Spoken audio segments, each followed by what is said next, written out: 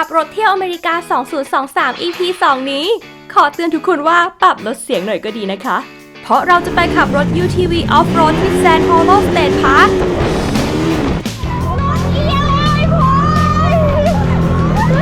ที่บอกว่าให้เสียงรถดังแค่ไหน แต่เสียงกรี๊ดดังกว่า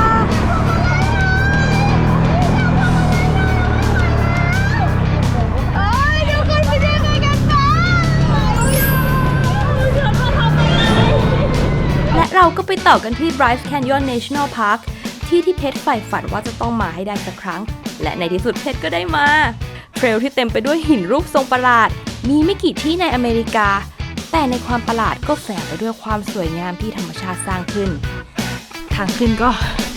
คงจะเห็นคำนั้นเลยไม่น่าพูดเลยว่าเราเลือกผิดทางแต่อันนี้ก็เหมือนเราค่อยๆขึ้นเรื่อยๆนะคะและก่อนที่เราจะรับชมเรามาฟังบ่าวสาวเปิดใจกับการขอแต่งงานที่ผ่านมาได้เลย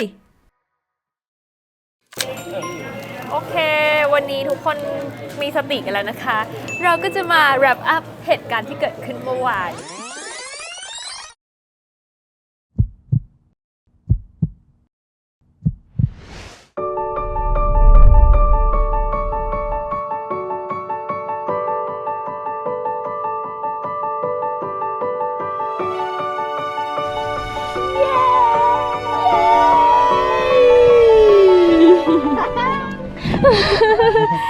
เย้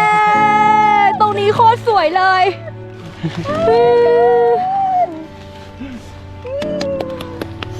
จะร้องไห้แต่ตอนขึ้นมาแล้วกลัวน้ำตาคลอรู้สึกยังไงบ้างคะคุณพลอยคุณรู้มาก่อนไหมคะว่าจะเกิดเหตุการณ์นี้กับคุณไม่รู้เลยหน้ายังไม่ได้แต่งแล้วก็แต่งตัวเป็นสีดำเมื่อวานคิดว่าจะเป็นธีมนาตาชาโรมานอฟจากอเวนเจอร์แต่สีดำทั้งหมดไหนโชว์แหวนซิจะใส่มาอยู่ไหมใส่เพราะว่ากลัวทำหายถ้าไม่ใส่กลัวเก็บไว้แล้วโดนทุบรถขึ้นมาเดี๋ยวหายอยากรู้ความรู้สึกตอนที่โดนขอทั้งตอนที่เจ้าพลอยโดนขอแล้วก็ตอนที่ไมตี้กำลังขอแบบว่าแต่ละคนรู้สึกยังไงบ้างก็เธอตอบก่อนหรือจะตอบก่อนเราตอบก่อนก็ได้ okay. คือตอนแรกเตรียมตัวมาดีมากเลยนะคิดแล้วว่าจะพูดว่าอะไรแต่พอไปถึงมืออยู่มันก็สั่นเองสั่นเหมือนเจ้าเข้าเลยไม่รู้ว่าเหนื่อยหรือไม่มีแรงแต่ก็จำไม่ค่อยได้ว่าพูดว่าอะไรไปบ้างไม่ได้สั่นแค่มือนะสั่นทั้งตัวสั่นทั้งตัวจนตกใจเพราะว่าตอนนั้นมันอยู่บนแบบ Angel Standing ซึ่งก็กลัวตอนนั้นก็คือกลัวมากๆอยู่แล้วก็คือตอนที่ปีนไปน้ำตาคลอระบนตลอดจะร้องไห้แล้วเรากลัวมากเรากำลังจะร้องไห้แล้วกลัวมากน้ำตาคลอเพราะดีใจแล้วพอนี่หันมาตัวสั่นก็ดูว่ามันกลัวด้วยก็ยิ่งตกใจงงเข้าไปใหญ่แบบตกใจไปหมดเลยเพราะว่าเหมือนทั้งสองคนเราค่อนข้างกลัวความสูงทั้งคู่ใช่กลัวความสูงแล้วเลือกดูที่ไม่ใช่แค่สูงทั้งน่ากลัวมากๆด้วยอันตรายด้วยต้องไปตายได้เลยถ้าอยากรู้สูงแค่ไหนต้องไปดูไปโดนตอนต่อไปนะก็ตื่นเต้นแล้วก็ดีใจเอาจริงๆว่ายังจำไม่ได้เลยว่าเธอพูดอะไรบ้างแล้วเราพูดอะไรบ้างทุกอย่างมันเกิดขึ้นเร็วมากด้วยความแบบมันตื่นเต้นอยู่แล้วมันก็ยิ่งตื่นเต้นไปกว่านี้ตอนแรกถามตีว่าเฮ้ยให้อัดไว้ให้เลยป่ะตอนที่โมเมนต์ที่ขอที่พูดตีบอกไม่เอาอยากให้ได้ยินกัน2 คนก็เลยไม่ได้เข้าไปใกล้ตอนแรกเลยจะพกไมค์ไปให้อ๋อนี่เป็นสาเหตุที่ไปซื้อไมค์มาปะเนี่ยไม่ใช่ตกใจนี่ซื้อไมค์ใหม่หรือว่าซื้อไมค์มาเพื่อการนี้เนี่ยยอมลงทุนต้องเล่าว่าจริงๆแล้วเราแผนไว้หลายที่เนอะเรามีแบ็กอัพแผนกันเยอะมากเพราะว่าเหตุการณ์มันดูแบบว่าปรับเปลี่ยน flexible ได้ตลอดเนอะเราก็ไม่รู้ว่าจังพลอยมันจะอะไรตั้งแต่เริ่มแรกแล้วเนอะว่ามันไม่ยอมมาใช่ปะตอนแรกก็คือเหมือนก็แล้วว่าจะมาอเมริกาเพราะว่าตี้ต้องมาทำงานก็คิดว่าช่วงฤดูเนี้ยเป็นช่วงที่ LA บรรยากาศดีที่สุดก็รู้สึกว่าอยากมาสุดท้ายก็ตัดสินใจว่าไม่เอาละไม่มาดีกว่าทิปก็เลยเกือบล่มเพราะว่าแบบอยู่ก็แบบไม่เอาละไม่มาดีกว่าปีนี้ต้องทำงานไม่อยากหยุดยาวสุดท้ายนี่ก็เลยต้องวางแผนว่าอยากถ่ายรูปพรีเวดดิ้งด้วยมากก็เลยมาจนได้จนวันก่อนไซออนเมื่อวัน1 วันตอนแรกก็แพลนว่าเฮ้ยหรือเอาวันนี้ดีเนอะเขาไม่รู้ว่าแองเจิลจันนี่จะได้หรือไม่ได้แล้วคนจะเยอะหรือเปล่าแล้วเลยแพลนว่าจะไปไหนคะตอนแรกแพลนว่าจะไปขับรถบุกลุยแต่ถ้าเกิดอยากดูว่าขับรถที่ไหนต้องตามไปดูในไปโดนโอเคหลังจากรู้ความจริงก็คือวันนั้นเหมือนไปไฮซึ่งตอนแรกจะไปไฮเทล1ใช้เวลา10 นาทีเราก็ตัดสินใจว่าเฮ้ยเดี๋ยว4 โมงครึ่งจะไปขับรถกันนะ แต่เทรลนั้นอ่ะมันผิดพลาดมันนานกว่าที่คิดเยอะมากกว่าจะออกมา แล้วฉันก็ขี้ตลอดทาง จะเป็นท้องเสียแล้วเป็นผิดหนักมากก็คือแบบระหว่างทางทุกๆ5 นาทีก็ต้องเข้าไปในห้องน้ำน่าสงสารมาก คือปล่อยตามธรรมชาติของจริง ใช่ แล้วกว่าจะออกมาปุ๊บอะมันก็4:30แล้ว ก็เหมือนจะไปขับรถไม่ทัน คนนี้ไม่ได้ตะบี้ตะบันแล้วคือทางอะมันเป็นทางลูกรังแบบรถสั่นแค่ขับรถก็สั่นมันเหยียบเต็มสปีดอะปุ๊บปุ๊บปุ๊บปุ๊บปุ๊บปุ๊บไอเราก็คิดว่ามันต้องอยากขับรถขนาดนี้วะ แต่ก็ไม่อยากขัดศรัทธาไง ก็เลยแบบนั่นแหละมันขับตะลุยมากจนยางแตกเลยขอบคุณมากจะรีบไปไหนไปตีตีนผี ยังพูดไม่ทันขาดคำว่าขอให้ทริปนี้ราบรื่นยางรั่วแล้วทุกคนแถวๆนี้ อยู่ดีพี่เบนนี่ก็แบบชิปหายแล้วเลขข้างหน้าเลขล้อมันลด อ ล ยู่ งเรื่อย ๆตอนแรกเนี่ยรถอ่ะพอรถรุ่นใหม่อ่ะมันจะมีบอกแรงดันลมยางว่าเท่าไหร่ ตอนแรกอยู่ 35 อยู่ๆมันก็เหลือ 30 27 ก็เลยบอกทุกคนว่าทุกคนซวยแล้วรถเรายางแตก เมื่อกี้ก็คือเปลี่ยนยางเร็วมากภายใน15 นาทีเปลี่ยนเสร็จ แล้วมันยังจะแบบไปเราไปขับรถยูทีวีกันต่อยังตกเลยทำไมไม่เรียกรถไปเปลี่ยนวะจนไปเปลี่ยนรถที่สนามบินเสร็จ มันยังเช็คต่อเลยว่าพระอาทิตย์ตกกี่โมงก็งงว่าทำไมต้องไม่อยากขับรถอะไรขนาดนั้น แต่สุดท้ายก็ได้ในที่ที่ต้องการที่สุดนะ แบบว่าวิวที่ดีที่สุด ๆแต่ความห่วงมันยังไม่จบ เพราะว่า เขาก่อนมาก็บอกว่าไม่เอาละวันนี้เขาจะเห็นไม่ไหวไม่เป็นไรนะ เพราะเราก็จะไม่ขึ้นเหมือนกันทุกคนงง งง อะไรวะ ฉันก็เลยต้องลากสังขารตัวเอง ทุกคนก็เลยมองหน้า ปี กัน นขึ้น ว่า ไป สรุปแล้วเนี่ยแผนกูจะสำเร็จไหมเนี่ย ขับทุกตอน ขับทุกอย่าง ขับตอน บอกไปซ้ายจะไปขวา บอกเดินหน้ามันจะถอยหลังแล้วขอโทษทุกคนก่อนเลย I'm sorry แล้วโดย overall อ่ะอยากรู้ว่ามันคือการขอถูกแต่งงานในฝันไหมแบบนี้ ในฝันไหมไม่ใช่ในฝันเพราะไม่เคยคาดหวังไม่ได้หวังไม่ได้คิด ไม่ค่อยมี imagination เรื่องนี้ขนาดนั้น แต่ว่าถ้าถามว่าแฮปปี้ไหมก็คือแฮปปี้มากเพราะว่าเหมือนชอบอะไรที่มันค่อนข้างแบบธรรมชาติแบบมันเกิดขึ้นโดยแบบธรรมชาติไม่ได้เหมือนแบบเซตอัพหรือว่าแบบเรารู้ตัวอยู่แล้วก็รู้สึกว่าแฮปปี้ แล้วตีเราประทับใจกับการขอแต่งงานครั้งนี้ไหม มีครั้งเดียวมีครั้งเดียว ครั้งเดียว มีครั้งเดียว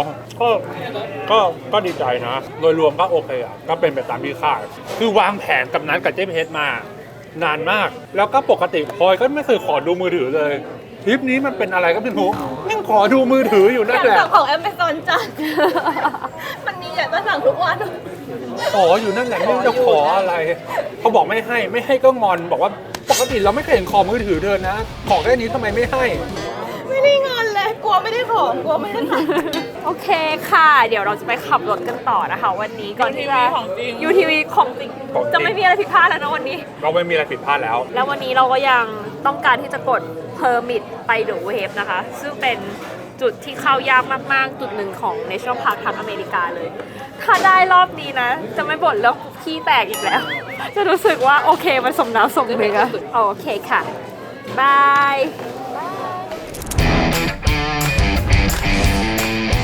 นี่คือรถที่จะมาขับกันวันนี้นะคะ เริ่มยัง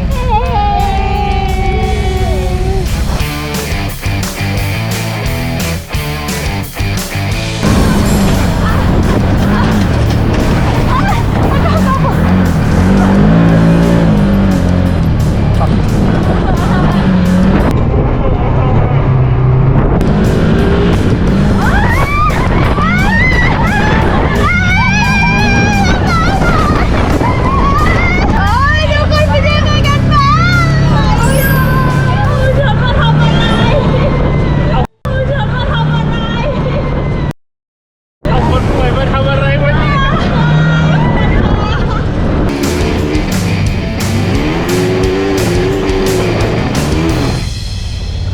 ใครอยากขับคนถัดไป ไม่เอาอ่ะ ยากอ่ะ วานัดมา ไม่เอา เจเวตมา ไม่เอา ถอยมา ต่อไปจะเป็นไอ้พลอยครับ ต่อไปพอยครับ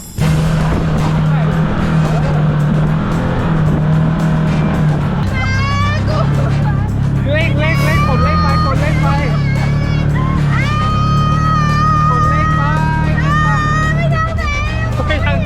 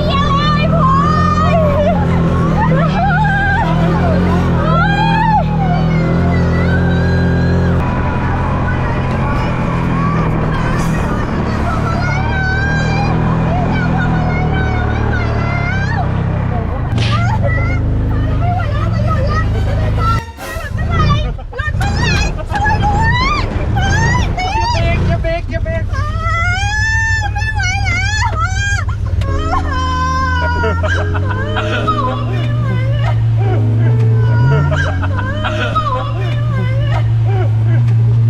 ่งมากเลยเก่งมากเย้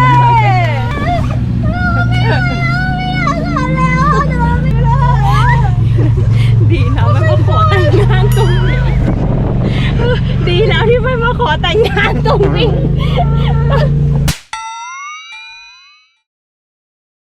สถานการณ์ตอนนี้นะคะ คนขับปางตายค่ะ หลับร้องไห้ หลับตา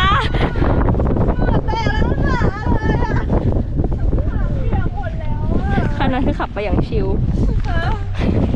จุดนี้เขาเรียกว่า Top of the World มีป้ายบอกทางนะคะว่า จะไปตรงไหนยังไงต่อเมืองไหนไปทิศไหนกี่ไมล์ Nothing really matters if you're not mine right here, right now. And even if the world ends, then I'll be fine. No fear, no doubt. I know a place that sneak away. Leave the pain, I'll stay with you. You, let me hold you, close your eyes. We'll be reaching paradise. Ooh. I don't even really know your name, but I'm still high on all love that making me feel alright. I don't even really know your name, but I'm still high on all love that making me feel alright. Yeah, I'm still high on all love that making me feel alright. I don't even really know your name, but I'm still high on all love that making me feel. นัชชามันจะเป็นมือหนึ่งแล้วอ่ะ ขอสัมภาษณ์ความรู้สึกตอนนี้ครับ เยี่ยมมาก ชิลมากเลยค่ะ สัมภาษณ์ครับคุณจารุดา คุณจารุดา But I'm still high on all love that making me feel alright. เป็นยังไงบ้างคะ สนุกมาก หน้าแห้งเลย จริงเหรอพลอย มันขับไม่ยากอย่างที่คิด มันขับไม่ยากแต่มันน่ากลัวมาก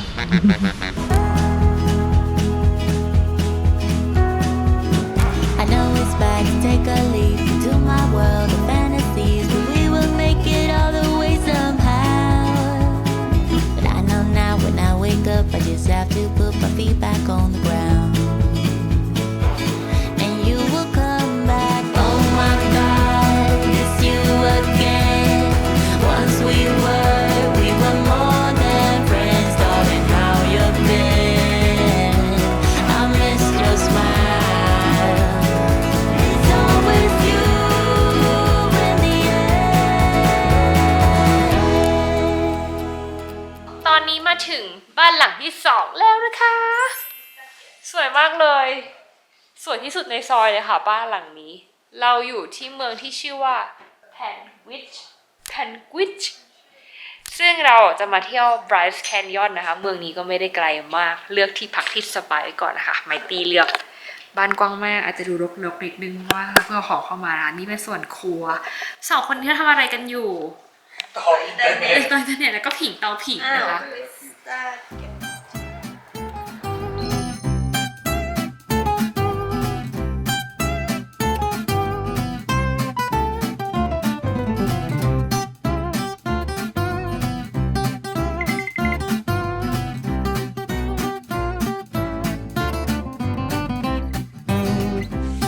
คุกกิ้งชามเมนูวันนี้ก็จะเป็นสปาเกตตี้มะเขือเทศ รีเควสโดยมี่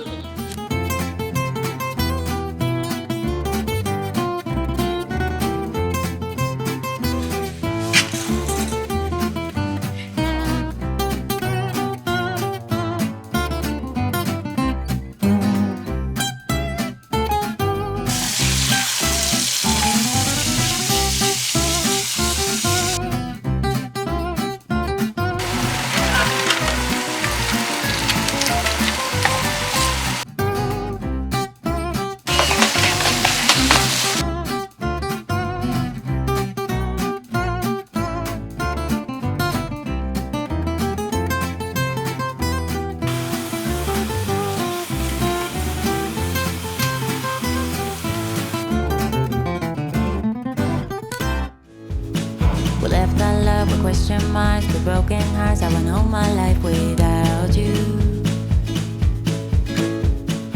Something right could be so wrong. Carry on, cause I know วันนี้เรามาเที่ยวกันที่ Bryce Canyon National Park นะคะ และแต้มบุญเราก็ยังมีเพราะว่าเมื่อกี้ฝนตกมาตลอดทาง อุ้ยต้องปิดเพลงเร็วเดี๋ยวลิขสิทธิ์ติด ทุกคนคือฝนตกหนักฝนตกแรงแบบมืดเลยอะคิดว่าตายแล้ววันนี้คงได้แค่ขับรถมองไม่ค่อยเห็นอะไรหินเปียกๆแล้ว แต่พอมาถึงหน้าพักตอนนี้ดูนี่สิ โอ้โห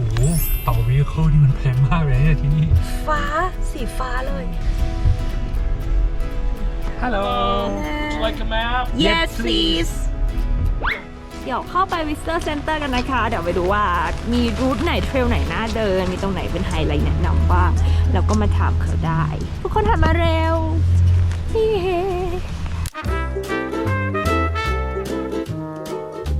ชาเลอร์อันไหนดูหน่อยสินี่สองอันนี้น่ารักมากน่ารักจริงโปสการ์ดที่นี่น่ารักมากต้องเก็บไว้ว่าไปไหนมาบ้างใช่ที่นี่ถ้ามืดนะเขาบอกว่ามันเป็นที่ที่มืดที่สุดที่หนึ่งในอเมริกาเลยก็คือจะดูดาวได้ชัดเจนมาก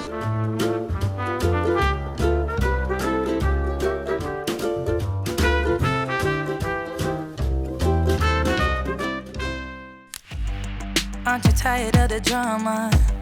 You use your words like they are knives. วันนี้เราจะไปจุดไหนคะจุดแรก พอยต์หลักๆคืออยากจะเดินไปจนถึง Queen's Garden แต่ว่าต้องไปทาง Doors Doors Hammer ไปหา Queen Victoria แล้วก็วนกลับมาใช่อันนี้ก็จะเป็น1ลูปแค่นี้ก็พอค่ะ แล้วก็ที่เหลือขับรถดูวิวค่ะวันนี้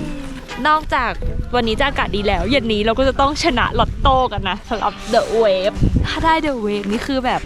ที่สุดแล้วอะฟินมากแต่รอนางพลอยเข้าห้องน้ำนะคะวันนี้คนที่ป่วยไม่ใช่ฉันแล้วเปลี่ยนเป็นนางพลอยเลยนะคะไปค่ะเราเป็นอะไรอะเธอคิดดูฉันขี้แตกตั้งกี่10 รอบฉันยังเดินได้เลย อันนี้ทางราบไปจ้ะเชิญจ้ะ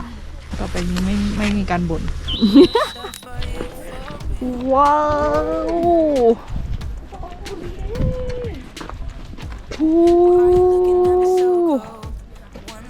นี่แค่จุดแรกนะคะ ลองสังเกตดูว่าหินแดงที่เนี่ยมันจะเป็นรูปทรงไม่เหมือนที่อื่น เขาจะเรียกว่าฮูดูสนะคะที่นี่ คือยูทาห์อาริโซนาเนี่ยจะเป็นหินแดงเยอะมาก ซึ่งแต่ละที่มันมีคาแรคเตอร์ที่ต่างกันจริงๆมันแปลกประหลาดมากทุกคนแต่เดี๋ยวเราต้องเดินไปอีกทางหนึ่งฮะอ๋อมีคนลงไปจริงๆวะเฮ้ยคนมันลงไปยืนข้างล่างอะมันลงไปได้เหรอวะคนมันไปอยู่ตรงนั้นน่ะเฮ้ยคนมาอยู่ข้างล่างเต็มเลยอะอ้าวอ๋อมันก็คือเทรลที่ต้องเดิน Always get up again.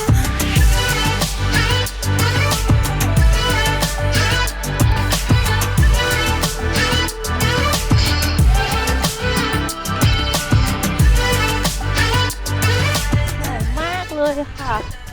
สวยมากเหมือนไม่ได้อยู่บนโลกนี้แบบที่นี่คือที่ไหนใช่ไหมคะมันแปลกจริงอ้าวลงไปข้างล่างแล้วเหรอ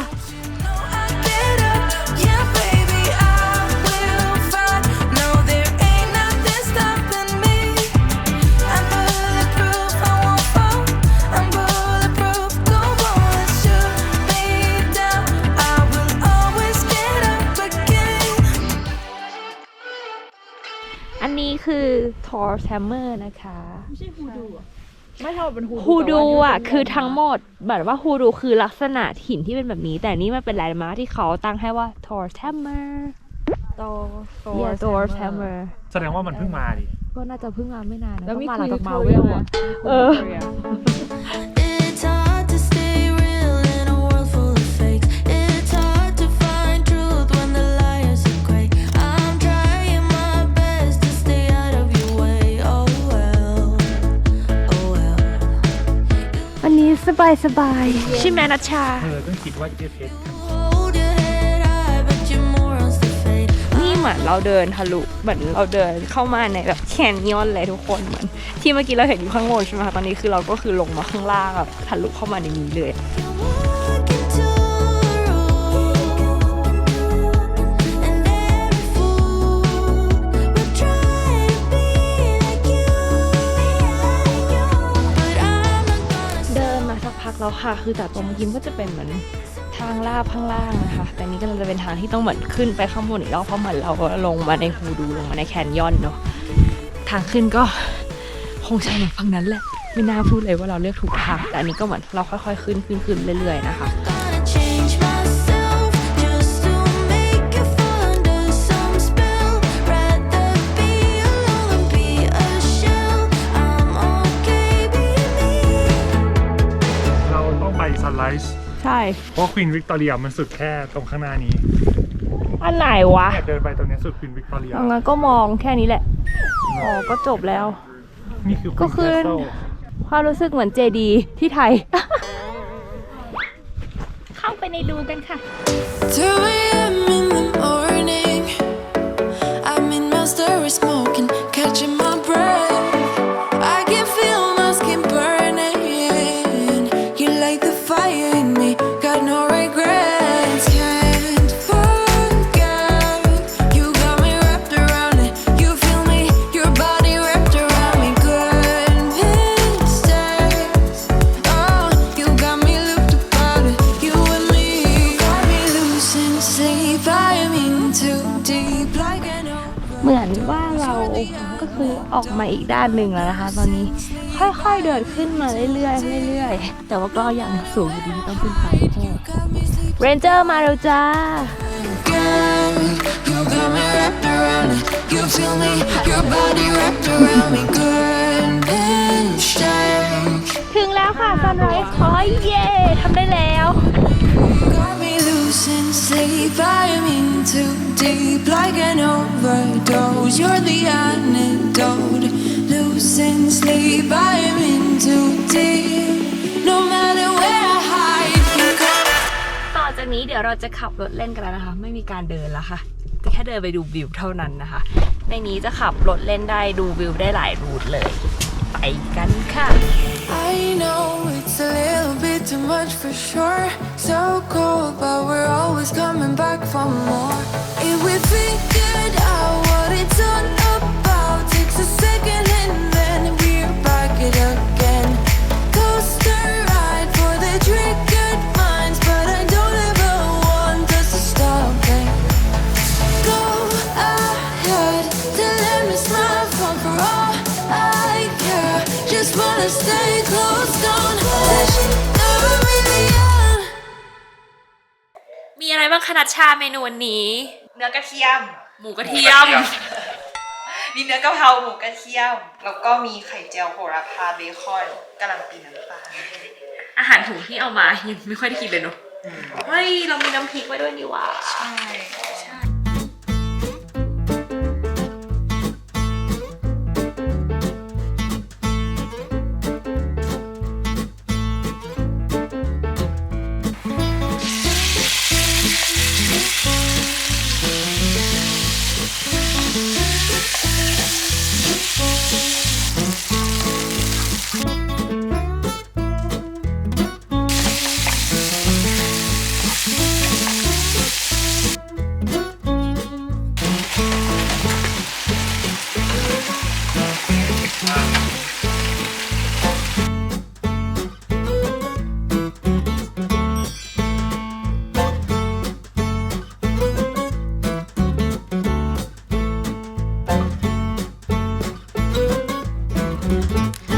วิวหน้าบ้านตอนนี้นะคะ สวยมากเลยพระอาทิตย์กำลังจะรับขอบฟ้าแล้ว เดี๋ยวพรุ่งนี้เราก็จะขับรถจากไรส์นะคะไปที่เมืองเพจต่อแล้วค่ะที่รัฐแอริโซนาขับไปประมาณ2 ชั่วโมงนะคะ ก็เดี๋ยวเจอกันที่ EP ต่อไปค่ะ เย้วันนี้ขอตัวไปพักผ่อนก่อนนะคะ หมดแรงจริงๆเย้ทุกคนเราอยู่ที่ไหนกันคะเอ็กโพเวล